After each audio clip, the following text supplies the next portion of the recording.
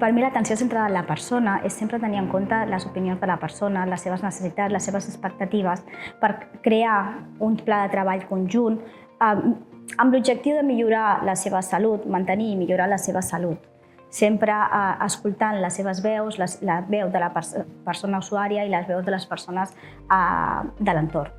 Treballar cap a una màxima autonomia també és compartir les seves decisions, respectar-les i treballar en base a les seves idees i les seves expectatives. L'atenció centrada en la persona és treballar sobre el vincle, sobretot l'escolta activa, el recolzament, el suport a la persona, el saber quines són les seves necessitats en cada moment i treballar per assolir un màxim nivell d'autonomia possible.